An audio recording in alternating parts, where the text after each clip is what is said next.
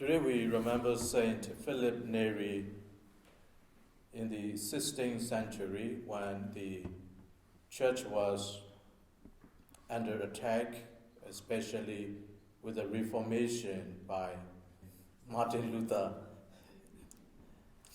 And whenever we see crisis in the church like that, God also raised great saints, and Philip Neri is such one. Philip Neri, even when he was still alive, was honored and recognized by so many people as the second apostle of Rome after St. Peter. St. Peter we know as the representative of Jesus, the first pope. Although Philip Neri was not a pope or a bishop, he was honored as the second apostle of Rome because of his mission work in Italy and particularly started in Rome. He was from a very rich family, and his family served the state. But at the age of 18, he was sent to his uncle's place to inherit his uncle's business one day. But after some time, he lost interest in the worldly success and came back to Rome. And about 17 years, he was doing a lot of mission work, but as a layman, never thought that he should become a priest. But during his studies, during his search for his spiritual needs, he was educated by the Dominicans, and later on, he became acquainted with Ignatius of Loyola, and also he was educated by the Augustinians.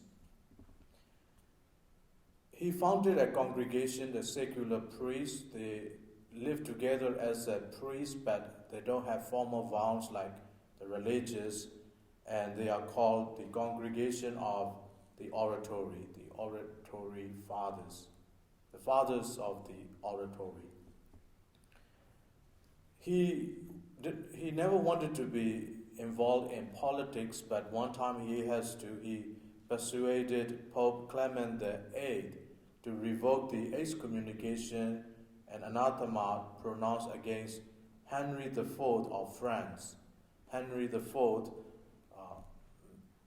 manifested Calvinism, but he repented, and when he repented, Pope was still punishing him, and that would not help the country. So he persuaded the Pope, and Pope, although his policy was being supported by all the cardinals around him, he listened to this priest and he revoked that. There are a lot of sayings by this popular saint, particularly because of his humors. And during that time, he understood, and for the first time, he started new things in the church. For example, walking 7 churches as a pilgrimage. It was new at that time.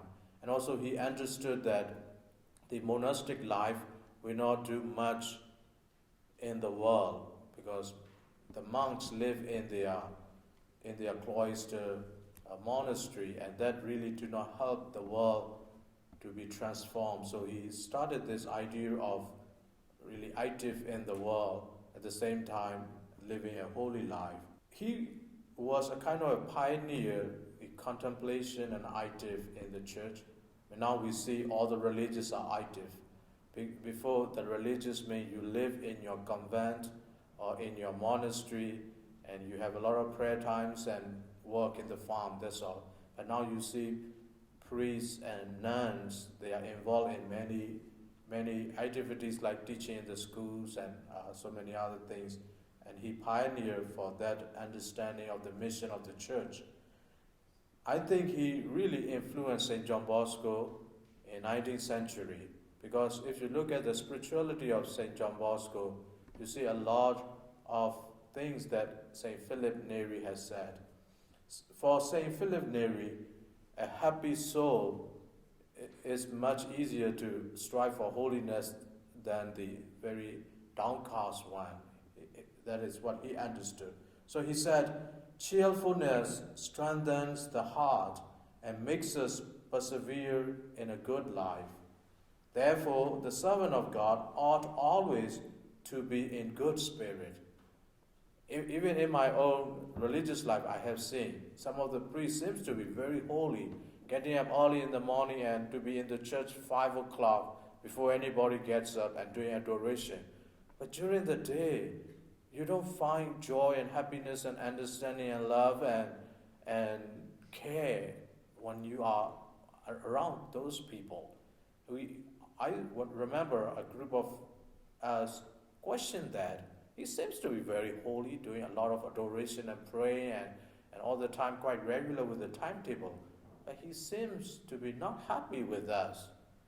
Sometimes we see that.